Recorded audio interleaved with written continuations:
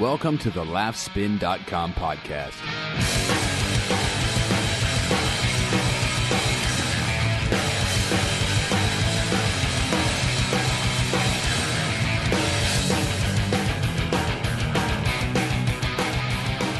Hello and welcome to another episode of the Laughspin Podcast. I am Dylan Gadino, editor of Laughspin.com, which is hopefully where you go for all your comedy news, interviews, and comedy info.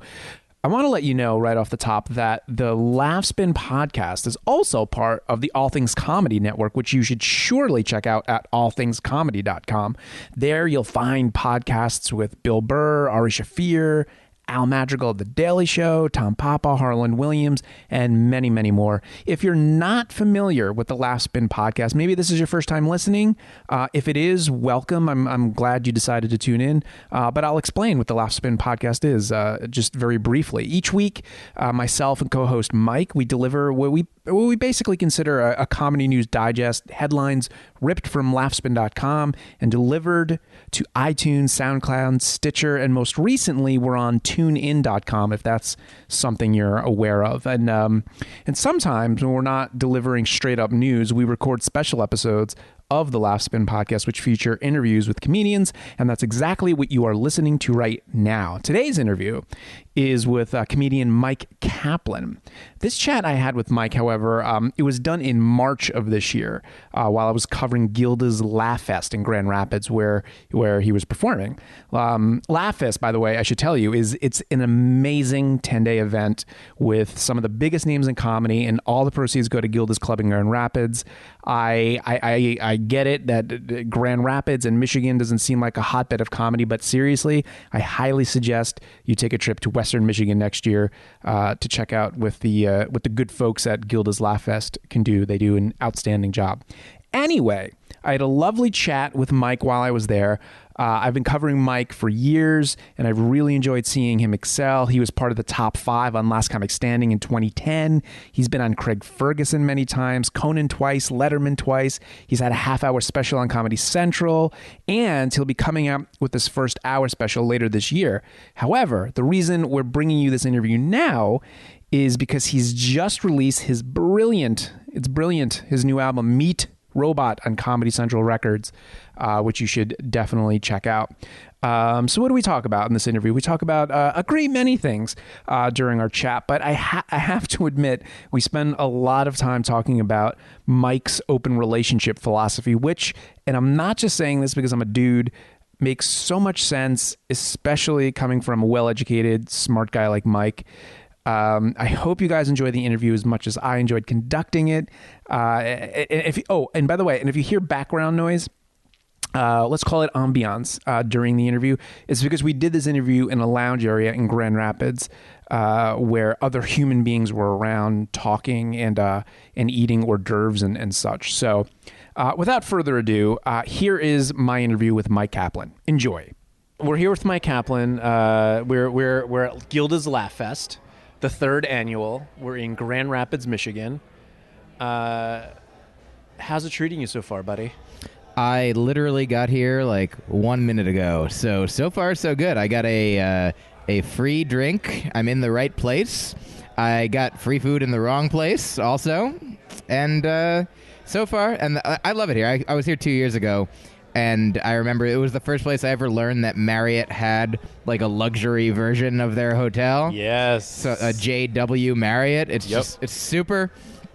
It's such a great festival. I mean, obviously, it's such a great festival. The hotel is good. There's free drinks and food, and also the shows are great. I mean, like the show that I did. I think I did one show here 2 years ago. Maybe I did a couple. And they were like well attended. They were like, I mean, this whole festival is like super well put together, well run. And I'm looking forward to doing, I think I'm doing like 3 shows tonight. So yeah, excited. It's good. Free food, free drinks. It's, you can't really beat it, Myq Kaplan. Nope. Try anyone else. I'm not trying to beat it. Yeah. Now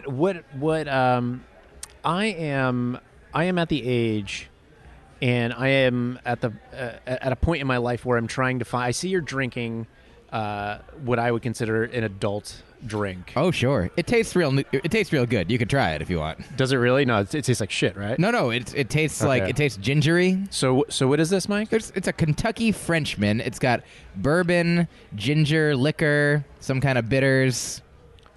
That is not bad at all. That's what I'm saying. I'm not a person who drinks real fancy man grown-up drinks. Especially, I don't even know. That's not the way you talk about drinks. Fancy man grown-up drink, please. This is probably what they'd give you if you asked for that. So that is not bad. And does that fuck you up? Oh, I don't. We'll find out. I mean, it wasn't very much. Yeah.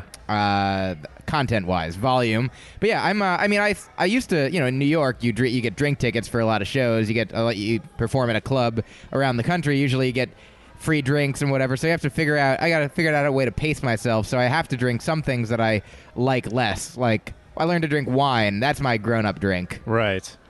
Yeah, I'm still getting there. Like I'm at the point where like I come home.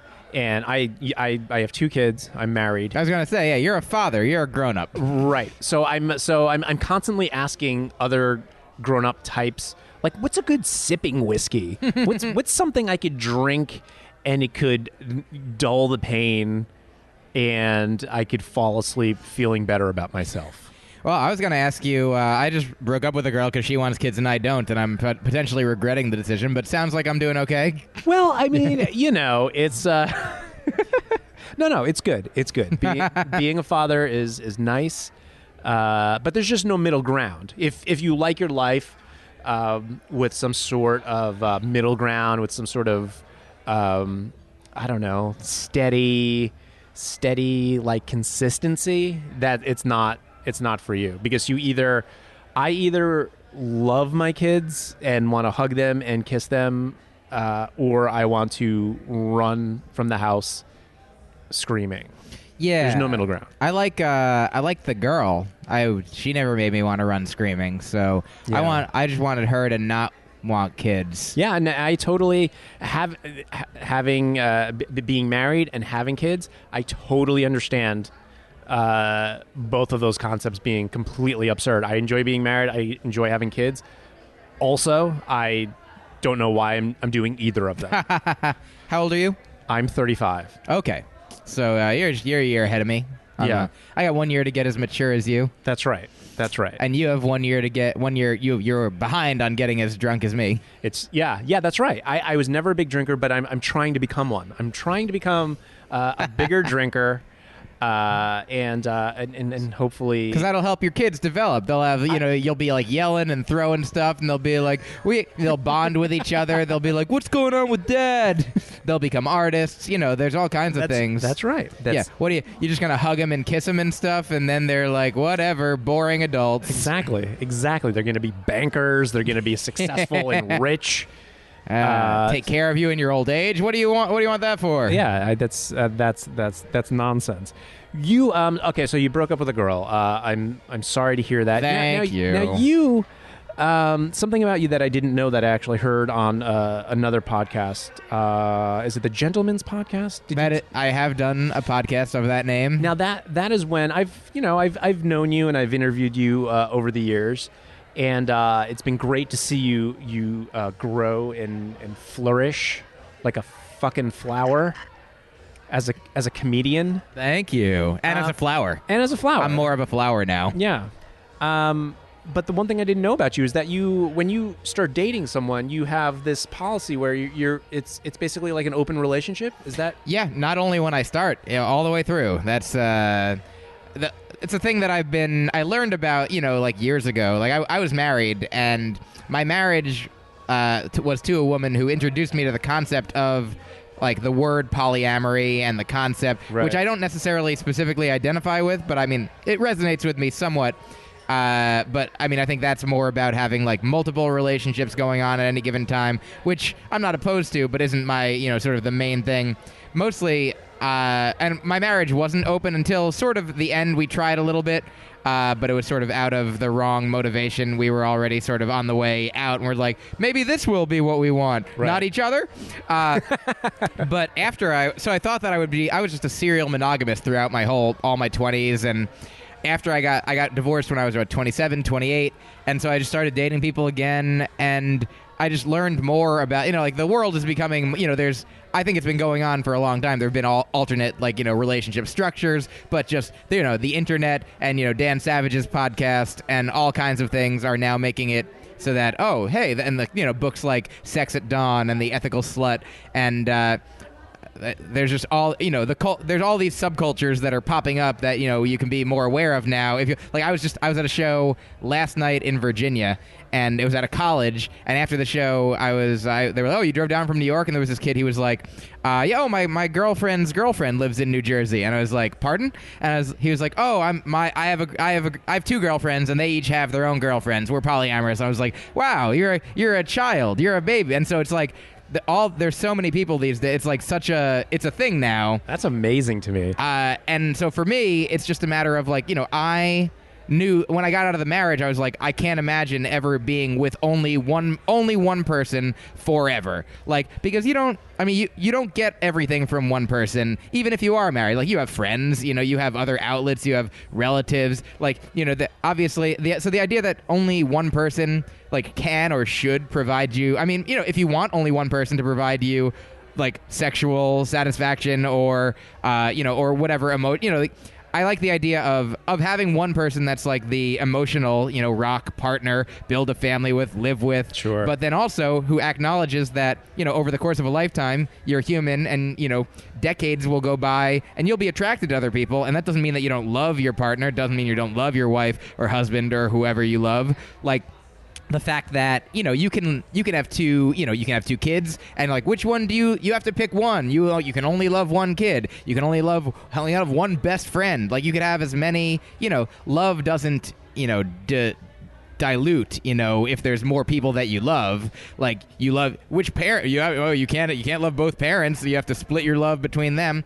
It's only romantic love or sexual attraction love that people are oh no, you can only have one. So just the fact, obviously people are what about jealousy? What if they leave you? I'm less worried about people about me leaving, about people leaving, if I'm we love each other, we're awesome. And I'll for me it was a matter of on my lifestyle, I would go on the road and it was kind of cool because I would talk about it on podcasts and people would email me and be like, hey, I'm in this town and I agree with you and I'm married and but come here and we'll do something. Right. And so I would go to a town and do something with a person, let my girlfriend know. She would do things sometimes and it was super. It's just I think more and more people are open to my girlfriend who I just broke up with. She was not on it wasn't her necessarily her desire or cup of tea going into things, right. But she was a fan. She had heard me talk about it, and so I was never, I was always completely upfront about it, and it turned out to be something that worked really great. And was there at any point in this relationship jealousy? I think only before we really nailed it all down, because for a few months we dated, just. Casually, in the beginning of a relationship, we didn't have a relationship-defining conversation until a few months in. And so when we had that conversation, that was a little rough, just sort of hammering out what we were going to do. And I thought it might break us up just because, we were coming from different places. But for her, I think the turning point was she was just like, will you tell me, whenever you do something? Right. Because up until that point, there had been times when I had been out on a date with somebody else, and she knew, she kind of knew, I didn't tell her because that didn't seem we didn't have an agreement at that point. And when you're just dating in the beginning, you don't, you can just date. You can, there is no necessarily commitment, until you make one. But she was I remember there was a time when you I think you went out and you told me you were going bowling with you told me, and it was bowling is a big group activity or it's a date. Right. And you told me you were going bowling with somebody. So I assumed you were out on a date. And so she was I was nervous. I didn't know what was going on. But so not knowing was the thing that I think makes people, made her more anxious. So once. Now, when I was I went away, I hooked up with somebody, I'm telling you about it, I'm back home now, I love you, we're still together, that has nothing to do with us, and, other than I'm happy that you're cool, and we're both cool with, allowing that to happen, and the fact, I mean, the first time that she hooked up with an old friend or an old boyfriend or something, like when he came to town. And she told me about it. I think we were both like a little nervous to tell initially. Right. And so there was definitely like a little twinge of like, oh, you know what I mean? But for me, it was more like 90-something% just happy that she was on board, that she wasn't just giving lip service to the idea like, oh, of course, and like hoping that it would go some other way in the future, that she was like really embarking on it. Yeah, I mean, listening to you explain the whole concept and making comparisons to the fact that, your love doesn't dilute and that romantic relationships, it seems to be the only instance where we treat love like that, where you could only have one. And especially, I don't want to sound sexist, but I think it's especially for females, it's so hard for them to believe that sex has nothing to do with love. That has nothing to do with you. I mean, it could. It could. Of course. But the fact that you even have sex with somebody else has nothing.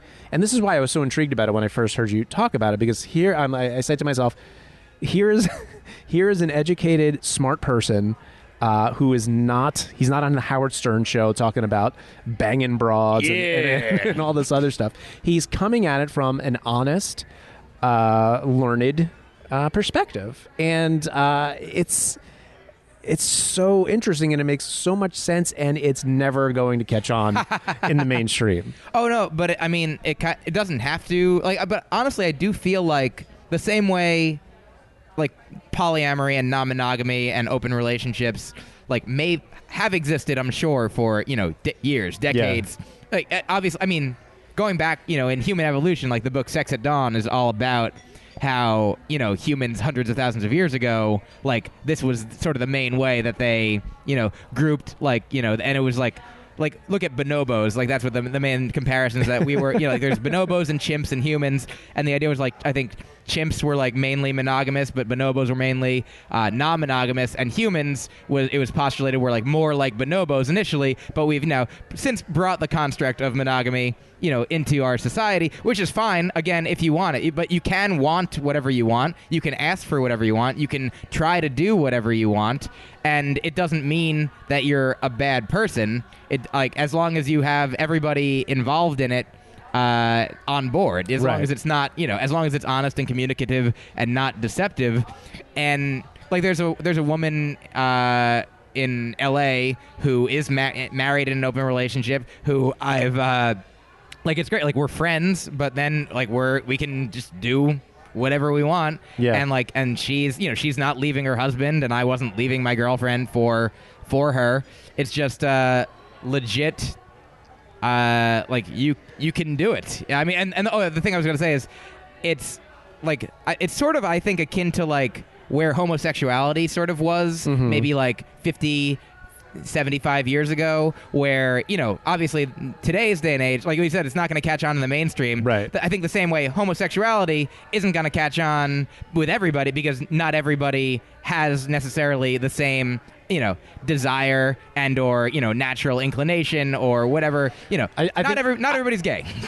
Right. But not everybody wants openness either. But I think the more that, like, it used to be like if you were gay, you couldn't even ask people. You wouldn't be open about it, right? Because you would be worried that you'd get murdered or beaten up or whatever. So you had to have secret codes or handshakes or go to a club and be like, hey, is this place that to be this thing? Right. And like, obviously over the past number of decades, things aren't perfect yet, but they're certainly well on their way. And like, you can be openly gay in many places in this country, at least. Yeah. I mean, other countries are still murdering them, and it's they're like where there's like sorcery is illegal also, but like so now I think open relationships and polyamory are like in the same kind of place that homosexuality was decades ago, where not everybody's talking about, like, plenty of people are doing it and just like keeping it on the down low and being like, we're doing it. Like, a couple might go to a swingers club once a month and not tell all their friends. A couple, might have an open relationship and not even be out about it to their friends. Just, they'll date people, they'll do their own thing within the community. But like more and more, I think people will be sort of outspoken about it. Like I might go on, Shane Moss has a new podcast where he and his girlfriend April Macy it's called Double Date, and so they go on a double date with like another couple or a comedian, and it's usually a comedian and their girlfriend, or they had like two porn stars on once who were in a relationship, and so I might go on with this married person that I've been involved with, and like because I think it is sort of important for a lot of people will hear this and think that oh, it's obviously guys want this. Guys want to have sex with a lot of girls, and girls will just go along with it. Like, I've talked about it with Baron Vaughn, because he is also polyamory identified, and he's talked about it on his podcast, and he's gotten some people who are like, yeah, any chick that says she wants that is just like, she's just trying to please a man, when I know personally at least, a handful of women, like 3, 4, 5 women who are like way on board, have open marriages, open relationships, or want them, and it's just that they're not as outspoken about it because they don't have to be, the same way that half the country has smoked pot, right? But pot is still illegal because everybody's just like, who cares, never mind, I'm not gonna, a businessman isn't gonna come out and be like, pot should be illegal, because it doesn't have to. He's like, I'm just smoking pot, it's fine, everything's right. So everybody's sort of, but that makes it so that the people who are loudest about it are the ones who are like, see, it's no good. Everybody doesn't like it. We can make things up about it. But so I do think that it is going to be more like this kid at this college who was like, yeah, I'm a polyamorous. Like, I think that is going to happen more and more, with as younger people get older. Yeah. That's interesting. When you introduce this concept to a lady that you want to start to get involved with, do you set other ground rules? Like, I'd imagine a ground rule might be, well, if you're going to see other people, if you can have sex with other people, you have to wear protection. Oh, of course. Yeah. I mean, that is a general standard thing. Right. If you're in a relationship, even if you're in like a monogamous relationship, it makes sense to use protection at least for some amount of time until you know each other and trust each other.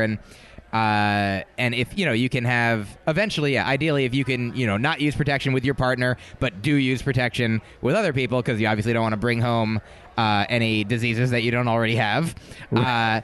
But just keep the diseases that you already That's have right. in-house. That's right. But yeah, I mean, I think other rules too, like, I mean, everybody has to make up their own things. Like, when I was dating this girl and she lived in New York and I lived in New York, like, I wouldn't go around like dating other people in New York. We didn't talk about it specifically. Right. But like, if we're here, if we're there together, like that's our place, So for me, it would be more like a travel-y thing, which I think might make more sense to people as well. Like, I always sort of understood, when you hear about like a traveling salesman who has like a family in one town and then a family across the country. Right. How can he do that? I mean, like, I understand, like, you can have emotions and romantic connections and feelings for different people, and especially if your life is like, oh, I have some life over here and some life over there. I get having, you could have a lady in every port. I mean, and there's people who do that and just don't call it, and they're just like, oh, I just, like Todd Barry has that joke about, on Facebook, there's, your relationship statuses, there's, single, in a relationship, and it's complicated. Right. And it's like, oh, it's complicated. Let me guess. You are having sex with a lot of people. Yeah, there's already a thing for that. That's called single. And I mean, it's a funny joke, but also, I think obviously in today's day and age, you can have situations that aren't just in one relationship or involved with one person.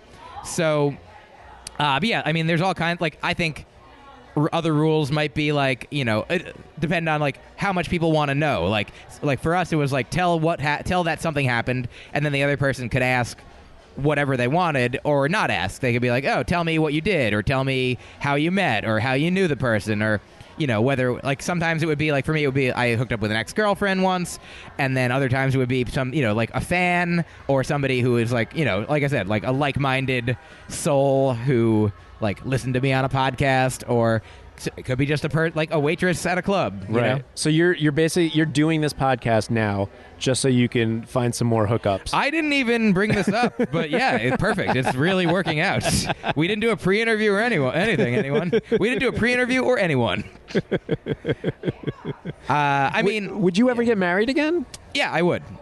I mean, it would have to be obviously with a person who, like, I mean, even when I got into the relationship with the girl that I was most recently with, like when we had the conversation where we were like, oh, we're boyfriend and girlfriend now, that you have to define, every couple has to define what that means for them. I mean, and I think that obviously if you're into monogamy, if that's your thing, a lot of assumptions get made there that might not pan out the way, because if two people make different assumptions, like some people are like, don't flirt with anybody, and some people are like, flirt with whoever you want, you know?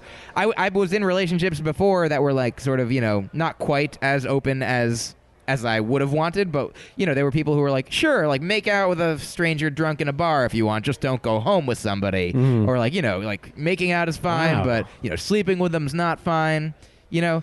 I feel like there definitely are more, maybe, I don't think it's just in like the comedy world. Like I've dated some comedians and artists and musicians and things, but the person that I was most recently with was not of that ilk. Right. She was a civilian. She was. With one of those normal jobs? Yeah, very normal. That you've heard of it and everything as a kid, you can... but yeah, it's... I mean, I think that it is important, so I think that that's where like a lot of disagreements can come up in monogamous relationships, where people are like, hey, what were you doing? You're not supposed to do that. Like, because you don't... I think that's the reason that a lot of...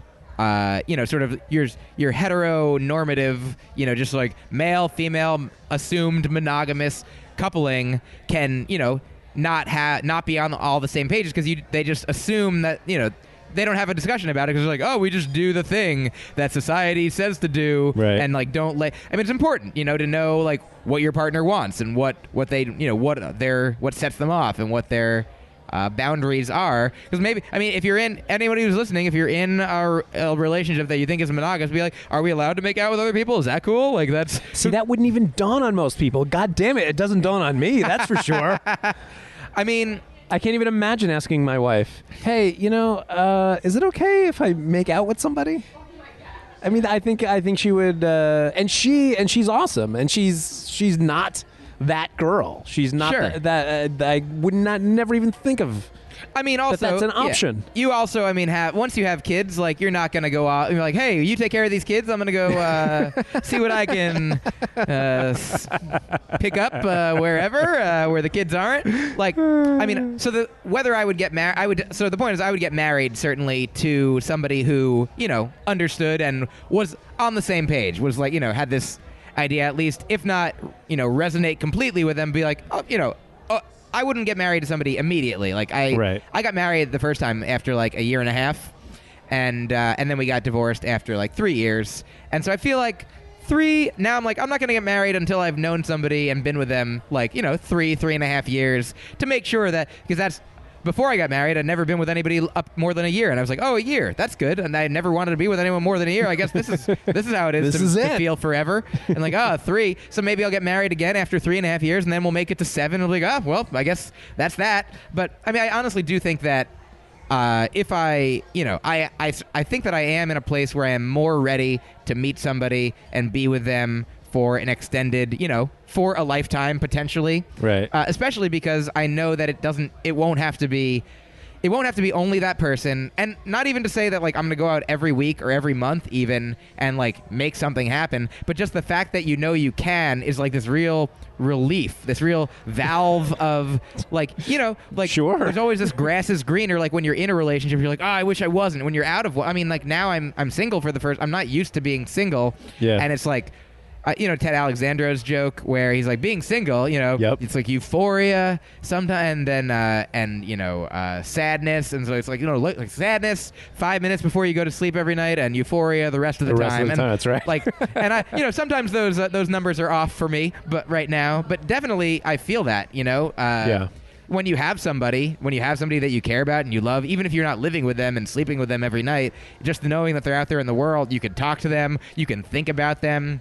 Like that's a beautiful thing, and I love having that, and I miss that, and I'm sad now that I don't have it. But yeah, so I do. I'm okay on my own too. I'm my own person. I'm an individual. I can be like this. I'm fine. But I'm definitely. I like being in a good relationship. I mean, I'd rather be in no relationship than the wrong one. Mm-hmm. But That's healthy. Yeah, I mean, a lot of people don't think that way. No, I mean, and I also don't always act that. I mean, I'm not going to jump into a relationship, but I'll certainly, when I'm single, I will like take advantage of whatever opportunities are like. Hey, this person might want to do a thing. Great. Who are they? Doesn't matter. But ultimately, so that was sort of my pattern. Would be like when I got out of a big relationship, I would like date around a little while. Like hook up with people here and there, and then sort of like hone in on like, oh, this will be the next big relationship, and it'd only be single for like weeks or possibly months, but not much longer than that. Right. And this is, I mean, this sort of lifestyle is so incredibly conducive to what you do. You're a comedian. You're on the road. It sort of it fits like a puzzle, Myq. It does. I solved it. Other than the fact that I do still love that girl. Other that's a missing piece. But I mean, I just don't know what it would look like to have for me. In my life to have, obviously there are comedians who have wives and children and make it work, but I don't know how it would fit in my life right now. A wife, yes, but children. Yeah, I don't know how comedians do that. It's hard. It's a mystery. Do you work from home or do you go to a place? Yeah, that's nice. Yeah, it's good and bad. It's good and bad. It's not always the most productive place to try to get shit done. So what? Let's talk about the comedy. What is going on? You not so recently, but your latest physical project was your musical album. Yes. With Micah Sherman. Yep, that came out in September. Yeah, which is excellent. So if you guys don't have that, you should definitely check that out. Thank you. It's called Please Be Seated. Yes. So that. I do have more things in the works of like some people, if you're like, that's music, I want stand-up, then I actually did record for a new album at Acme in Minneapolis in September. And I just did a photo shoot, and so getting ready to hopefully get that all edited and out in a few months, and it's going to be called Meat Robot. And it's a new CD from Comedy Central Records. Oh, very nice. Congratulations. Thank you. And then I'm also on April 3rd, 2013. I don't know when you're listening to this, but if it's before April 3rd, then you can come see me tape an hour special in Boston, which will be pretty much completely different than all the other albums that I put out too. So that'll be, a visual and audio experience that you can get free tickets at theblacklistnyc.com/MYQ. And there's 2 shows. It's Wednesday, April 3rd. And I'm excited to do that. Is this the Wilbur? It is at the Wilbur. Oh, super. Yeah, I'm excited. I went to see Gary Goldman did his taping there in sometime last year. And then I think his special, In This Economy, came out, I think, in December or so. Yeah. And so he did, I think, the same thing, the same production company, same theater. So I'm looking forward to hopefully having the same type of... I mean, his thing was amazing. So I want the Gary Goldman experience. Good. Well, he's wonderful. He's so wonderful. Yeah. So funny. But so that's hopefully. I mean, I have the comedy ready to go and just waiting for the people to show up on the day, and then we'll have it. And so the album is different material than the wow. That's great. Yeah, it was originally going to be, I think, only one thing, but I had more than I needed, and more time passed. So since September, so from September to April, I wrote more things. It's not April yet, but I still will be writing more things. Will be. That's what I call the Wilbur Theater, also, for sure. Gonna do it at Wilby. We'll be at Wilby. I don't do that. Don't ever do it. I mean, you can do what you want. You're an adult, probably. Maybe you're a kid. I don't know who's listening. But you can do most of what you want. Listen to adults also. But, so originally I was like, oh, I should just do, have the CD and the special be the same. But then I was talking with my manager, and he's like, could you have them be totally different? And I was like, maybe. And I just looked at all the jokes that I had, and I was like, yeah, I have another hour ready to go. So, because I hadn't recorded any stand-up, since my album taping for my first CD in 2009. So it's been, just 3.5, 4 years. And, it's time. Yeah. It's time for more Myq Kaplan. It's happening. Good. I'm glad to hear that. Now, what's the situation with the DVD recording? Who's putting that out, or do you not know yet? New Wave is producing it, Right. and then we will Shop they it will around. Sell it to somebody. They do a good job of that. They they've work done a with lot of them. Showtime. They work with there's always Netflix. I was just gonna say. People like Todd Glass and Moshe Kasher. Absolutely. Direct to Netflix. And and Gary's went to Comedy Central, so there's a lot of possibilities. Yeah. Well, good for you, Myq. Thank you. This has been an eye-opening educational chat. I always appreciate you talking to me. Oh, I always like talking to you. It's been ear-opening, eye-opening, mouth-opening, all the openings. An opening chat about openings. It's thank you. Thank you. All right, guys. That's been Myq Kaplan. Say goodbye. He can hear you. Goodbye. And there you have it. Thanks to Myq Kaplan again for spending some time with me. I really appreciate it. I feel educated. I hope you guys feel educated. I hope it was entertaining. It was entertaining to me. And I highly, like I said at the top of the show, I highly recommend you download Myq's new album, Meet Robot. And it's MEAT Robot. It's not, hey, glad to meet you, Robot. It's Meet Robot. That's on iTunes. You could download that immediately. I promise that you will not be disappointed. And if you haven't already subscribed to the Laughspin podcast, I know you're listening, but maybe you're streaming, maybe you haven't subscribed, please subscribe. It would really make us happy. It would really help us out. You could do that on iTunes, on SoundCloud, or Stitcher. There are many ways you could listen to us. And if you'd like to get in touch with me, feel free to drop me a line. I'm at Dylan@laughspin.com, DYLAN at laughspin.com. And be sure to follow Laughspin on Twitter. We're at laughspin.com on Twitter and on Facebook and Tumblr. And of course, you should also be checking out laughspin.com every day, many times a day, for a constant stream of info on the comedy world. Thanks, guys. We will see you next time on the Laughspin Podcast.